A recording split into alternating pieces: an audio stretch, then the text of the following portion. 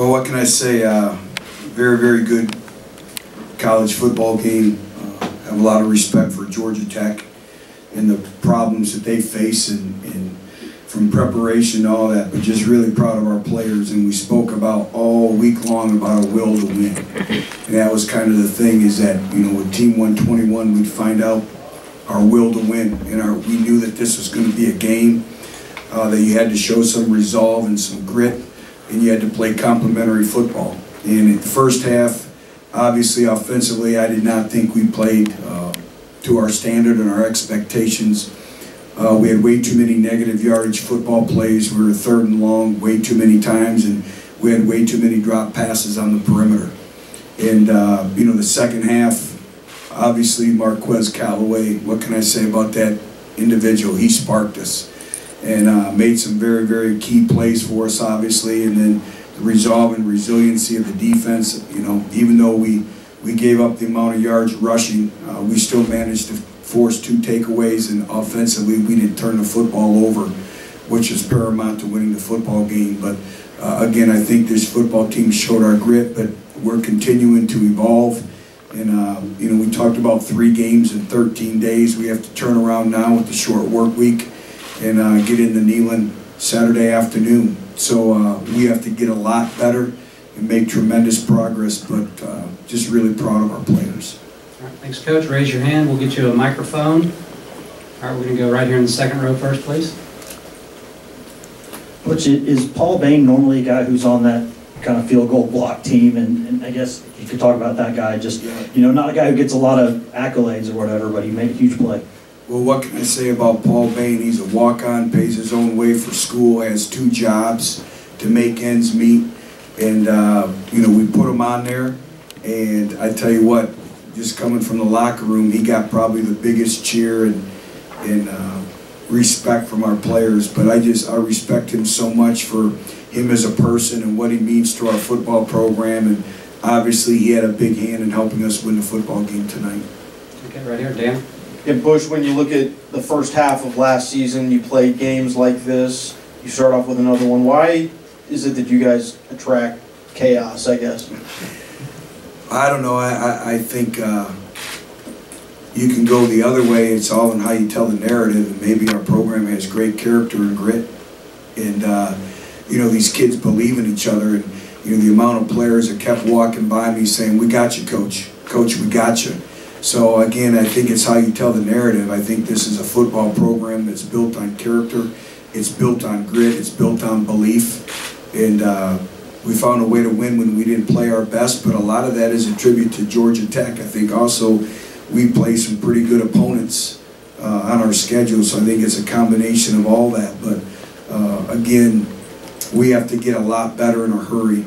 We have to be able to throw and catch out on the perimeter and catch the football, and we can't have negative yardage plays. And then defensively, we got to find a way to get off the field on 3rd down. And again, you know, it's Georgia Tech does a great job. They want to get you in 3rd and 2 and 3rd and 3 and 3rd and 1, and so they can run their normal offense. But again, I just think we have a lot of grit. Probably the downside to that is it's probably put 20 years on me. But again, I'm just proud of all of our players. Right here in the front. Any idea on Juwan Jennings' health and how much of what Callaway did in the second half did you see in camp? Marquez has always been one of those individuals that plays with great consistency, always has energy, always uplifting. So again, that doesn't surprise me. We know that he plays the ball very, very well in the air, and he was able to high point the ball a couple of times, and he played strong. You know, we talk about all the time out on the perimeter, whether it's the tight ends or the wideouts, you have to be able to catch the contested passes. You know, contested catches, and if you look, you know, he had guys all around him and he was able to make the contested catches. In terms of Juwan, we'll know a little bit more when we get back to Knoxville. Second row on the right, Coach.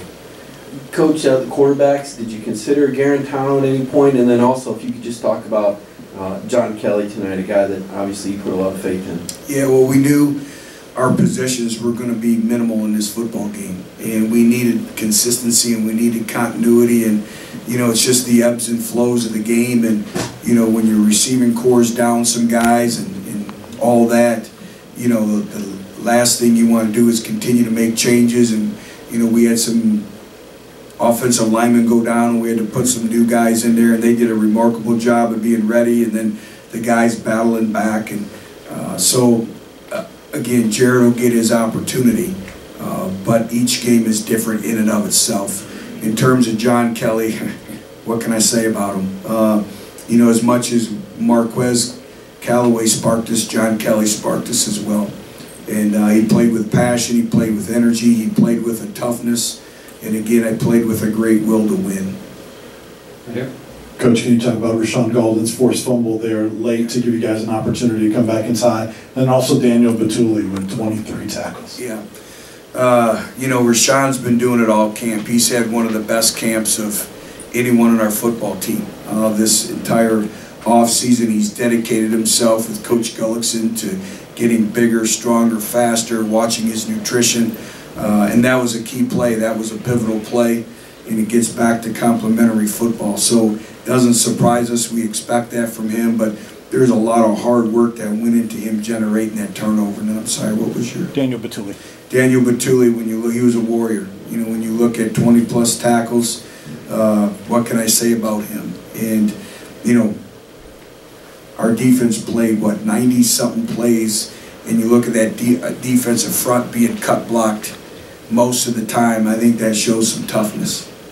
All right, we're going to go 3 more. We're going to start back here in the back on the left, Coach. Coach, you gave up over 500 rushing yards, and you're talking about improving your defense. What specifically are you looking at improving before Saturday rolls around? Well, the good thing is we don't have to play a triple option football team. So I think that stems with, first of all, but we won't spend a lot of time on this video, but tackling, you know, being able to, we had way too many missed tackles. You know, a lot of it is they do some different things where the defensive ends have to spill the football with some of the things, and, you know, some of the lead option stuff we didn't particularly do a very good job. So I think a lot of it went into the scheme as well with that. But, you know, we just talk about getting better. 2 of their touchdowns, you know, were off of big pass plays. You know, one was a 3rd and long. They were able to convert and then obviously score, and then a big pass play down the middle. And those are things, just consistency, you know, playing and play out, that we need to continue to get better, and our players understand that. All right, 2 more over here on the right side, Coach. Coach, talk about the play of Nigel Warrior tonight. He seemed to be all over the field.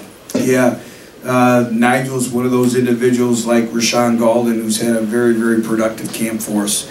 And he's very, very active. He's very physical.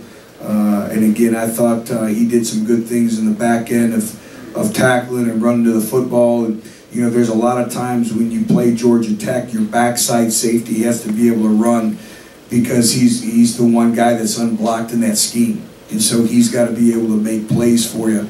And he was able to do that for us tonight. All right, last question right here on the right side. Coach, why was Taquan Marshall giving you guys such fits on defense tonight? I think, first of all, he's very talented, very, very quick, very elusive, and a very, very good football player. And I think schematically they challenged him. They did a great job of some triple option stuff and trap option of getting him out on the perimeter. And he's elusive, he's fast, and he's a good football player. You know, Georgia Tech's a really good football team. And they're going to win their share of football games this year. All right, thank you, Coach. Thank you.